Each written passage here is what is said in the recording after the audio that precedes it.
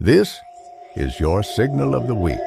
One report, one moment, one thing that doesn't make sense. No headlines, no explanations, just the signal and what we know about it. So listen carefully, because once you hear it, you can't unhear it. Welcome to the signal of the week. And now, Alien Mike and Sergeant Shenanigator. Alien Mike, what's going on tonight, man? Another day in paradise. How are you doing? It's like deja vu. Like I just saw you a few minutes I ago. I know it Oh seems to wait, be. yeah, I did. We were doing the pre-show. Yeah, something like that. Yeah. Yeah, So yeah, I'm just out here enjoying this nice, cool temperatures and being envious of you guys back there in the '80s. yeah, and I'm kind of vice versa over here. I'm envious of the 30-degree weather over there and the blazing heat over here. I hate it. Uh, well, So, it could be worse. We could be up in Maine. I'll take it. Oh no, wait, that's where we're going. Yeah, I think so. So, so yeah, welcome to the Signal of the Week. Our little quick story for you guys. This week we are going to do a fascinating story called The Devil's Footprint out of Manchester, Maine. It And was I believe Alien Mike's got some history for us. yeah, it was a lot of fun to research. And of course, my alarm goes off. Sorry about that. So it was a lot of fun to research this. So basically, there was a meeting hall called the Founding Fathers of Manchester Meeting Hall that was originally built in 1791 in a town called Reedfield.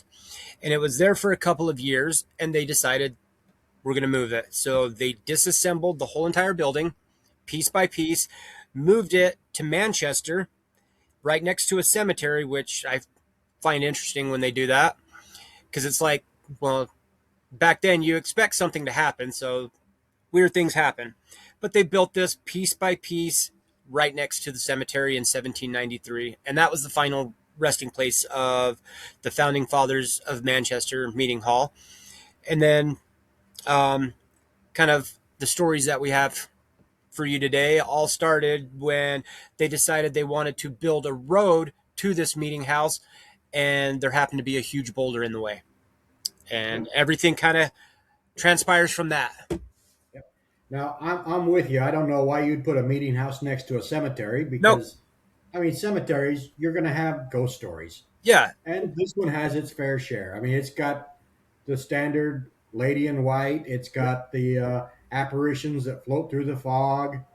Recently, they had a van out there that was doing some exploring, and the passengers were inside, and they said the windows started fogging up for no apparent reason, Yep. and they heard strange noises on the outside.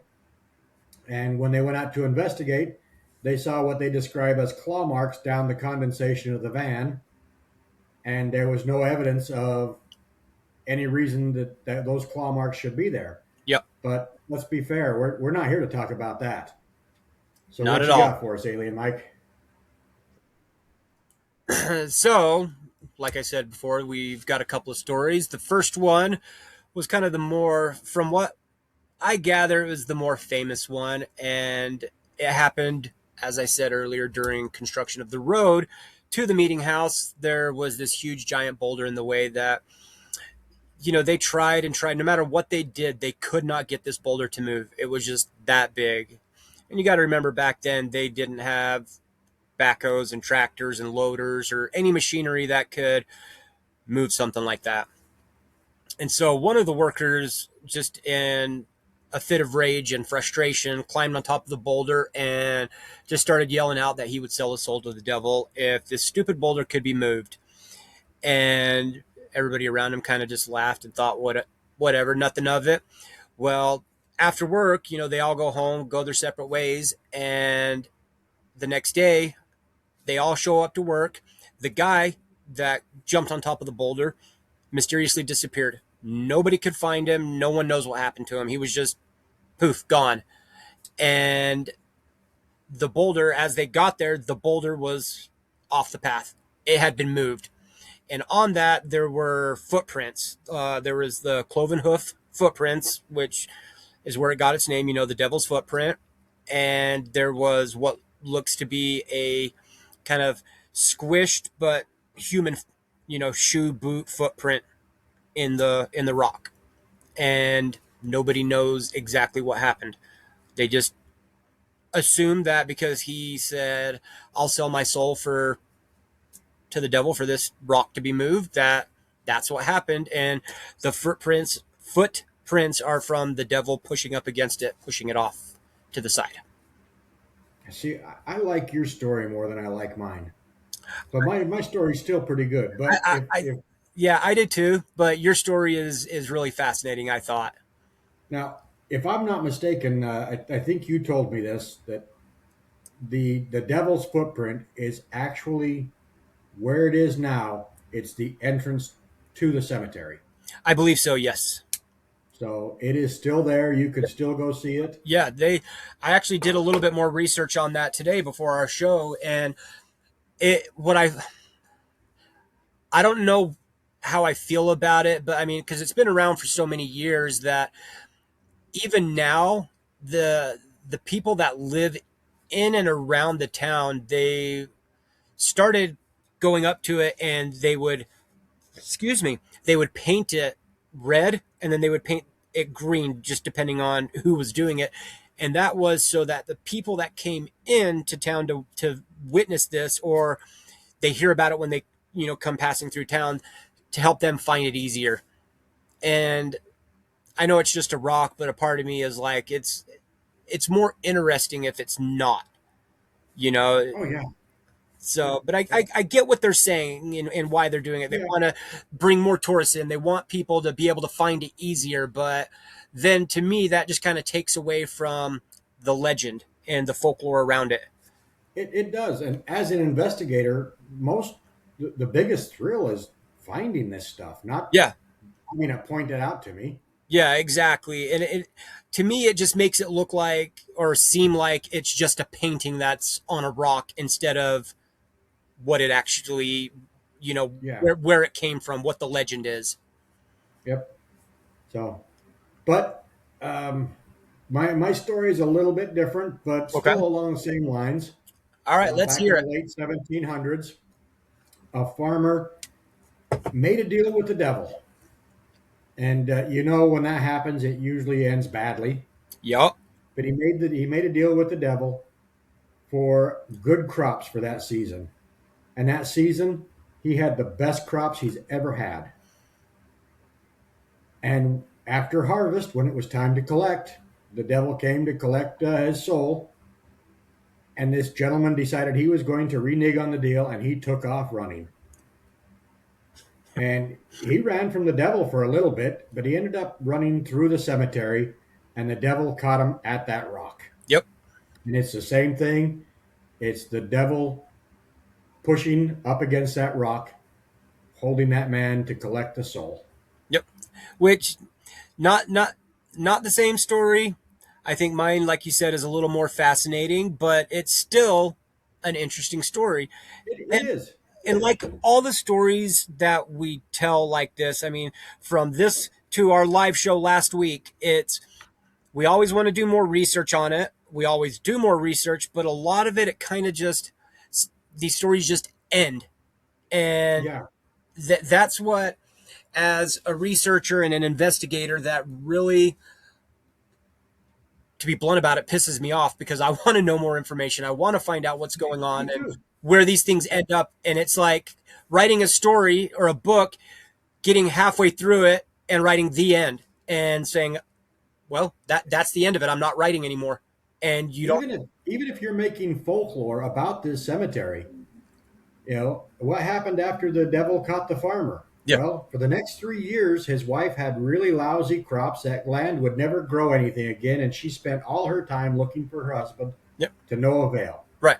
That's a good folklore. Yeah. I mean, and then see, I want to know, like in my story, the guy disappears.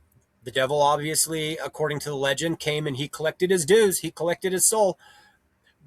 But what happened to the guy? Where did he end up? That those are the Yeah. types of things that I want to know, because if you look back on a lot of stories in books, magazines, on TV and movies, when somebody sells their soul to the devil, they generally are still around.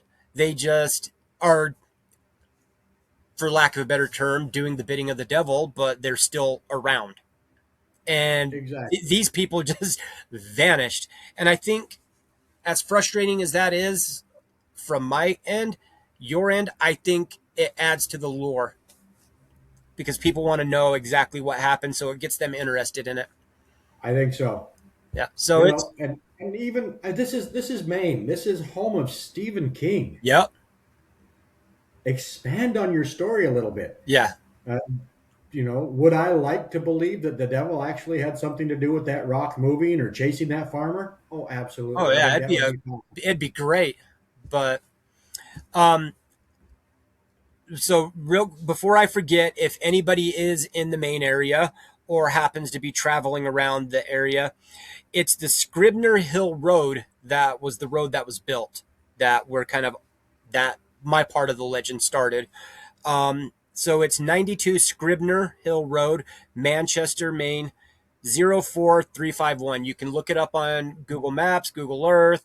You can take a trip out there. Even just looking at it is really cool. And the pictures that you've seen in this show today, links will be down in the description, Yep. plus links to a couple of the stories that we gather our information from. Yep. Well, feel free to check them out. Yep.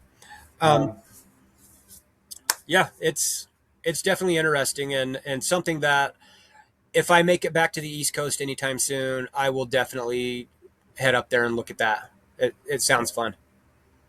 and before we announce what we're doing for Friday's Signal of the Week, uh, why don't you go ahead and take a second to hit that like button?